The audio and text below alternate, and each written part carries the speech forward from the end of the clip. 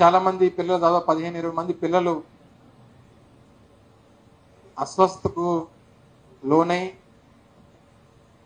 కొంతమంది నర్సీపట్నం హాస్పిటల్లో, కొంతమంది కేజీహెచ్ హాస్పిటల్లో చికిత్స పొందుతున్నటువంటి తరుణం. దాని మీద ఇప్పటికే మా పార్టీ అధ్యక్షులు పెద్దలు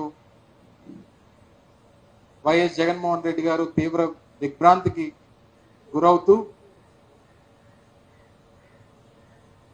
ఇటువంటి ఇన్సిడెంట్స్ అనేటువంటిది ఇంత నిర్లక్ష్యానికి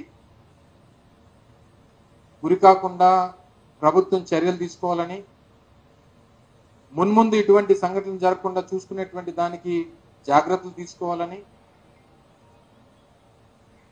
అనవసరమైనటువంటి అంశాల మీద దృష్టి పెట్టేటువంటి సమయాన్ని ఇటువంటి ఇన్సిడెంట్స్ జరగకుండా చూసుకునేటువంటి దానికి ప్రభుత్వం చర్యలు తీసుకోవాలని చెప్పి ఇప్పటికే మా పార్టీ అధ్యక్షులు జగన్మోహన్ రెడ్డి గారు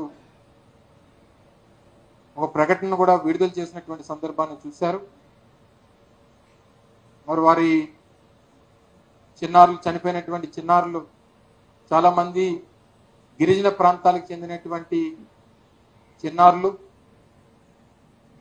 మరి వారందరికీ కూడా వారి కుటుంబాలని ప్రభుత్వం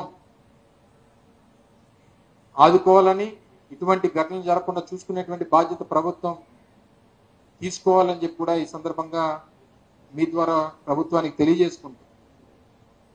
ముఖ్యంగా ఈరోజు మిమ్మల్ని అందరినీ కూడా ఆహ్వానించినటువంటి దానికి గల కారణం, ఇప్పుడే రాష్ట్ర ముఖ్యమంత్రి చంద్రబాబు నాయుడు గారు శ్రీ సిటీలో కొన్ని పరిశ్రమల్ని ప్రారంభోత్సవం, కొన్నింటికి శంకుస్థాపన కార్యక్రమాలు చేసినటువంటి సందర్భాన్ని ఈరోజు కొన్ని పత్రికల్లో పెద్ద ఎత్తున అడ్వర్టైజ్మెంట్స్ కానీ, లేదా వారు అక్కడికి వెళ్ళిన తర్వాత జరిగినటువంటి కార్యక్రమాలను కానీ చూసాం. ఎప్పుడైతే ఇన్ఫర్మేషన్ తెలిసిందో ఇమీడియట్గా లోకేష్ గారు, గౌరవ సీఎం గారు కూడా దీని మీద విచారణ జరిపించాలి, ఇమీడియట్గా కలెక్టర్ గారు వాళ్ళందరినీ కూడా అలర్ట్ చేయడం, ఇక్కడ వైజాగ్ కలెక్టర్ గారిని, అదేవిధంగా అక్కడ అనకాపల్లి కలెక్టర్ గారిని, అదేవిధంగా విశాఖపట్నం సూపరింటెండెంట్, అదేవిధంగా నర్సీపట్నం ఏరియా హాస్పిటల్లోని సూపరింటెండెంట్ గారు వాళ్ళందరితో కూడా మేము మాట్లాడడం జరిగింది.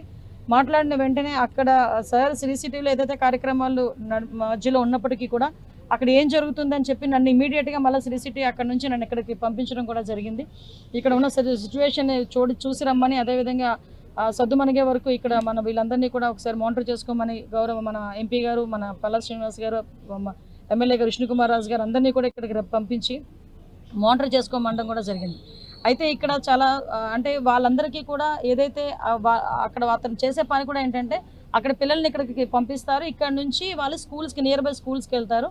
అయితే అక్కడ ఫుడ్ పాయిజన్ జరిగిన తర్వాత సరైన వైద్య సదుపాయాలు వాళ్ళు అందించక, అతనికి లిటరలీ చెప్పాలంటే అతను అందించక ఈరోజు పిల్లలకి ఇది పరిస్థితి వచ్చింది. ఇప్పుడు కేజీహెచ్లో దగ్గర 14 మంది పిల్లలు ఉన్నారండి. 14 మందిలోని కూడా ఒకళ్ళ పరిస్థితి కొంచెం ఇబ్బందికరంగానే ఉంది. ఒక అమ్మాయి పరిస్థితి, మిగతా 5గురు పరిస్థితి కొంచెం అటు ఇటుగా ఉంది. మిగతా వాళ్ళందరూ కూడా సేఫ్గా ఉన్నారు.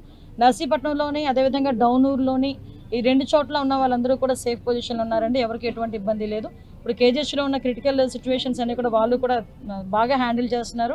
డిపార్ట్మెంట్ వాళ్ళైతే పీడియాట్రిషియన్తో కూడా మాట్లాడడం జరిగింది. ఇక్కడ అన్ని ఫెసిలిటీస్ ఉన్నాయి, వెంటిలేటర్స్ దగ్గర నుంచి అన్ని ఫెసిలిటీస్ ఉన్నాయి. అన్ని ఫెసిలిటీస్లోని కూడా ఈరోజు పిల్లల్ని రక్షించే బాధ్యత వాళ్ళు డాక్టర్స్ తీసుకోవడం కూడా మనందరం కూడా వాళ్ళు అప్రిషియేట్ చేయాల్సిన అవసరం ఉంది. ఇటువంటి సిచ్యువేషన్లో కూడా వాళ్ళందరూ కూడా చాలా ఫర్మ్గా యాక్ట్ చేస్తున్నందుకు నేనేమంటానంటే దీన్ని కూడా మనం ఎట్టి పరిస్థితులను రాజకీయం చేయడానికి అవసరం లేదు. ఏదైనా ఇప్పుడు హ్యుమానిటీ బేసిస్ మీద మనం ఆలోచించుకున్న గిరిజనులైన బాలబాలికలకి అత్యంత తొందరగా వాళ్ళకి వైద్యం అందించి వాళ్ళు తిరిగి వాళ్ళ ఇంట్లోకి నవ్వుతూ వెళ్ళాలని మాత్రం మనందరం కూడా కోరుకోవాలి. అది జరుగుతుందని చెప్పి నమ్ముతున్నాను.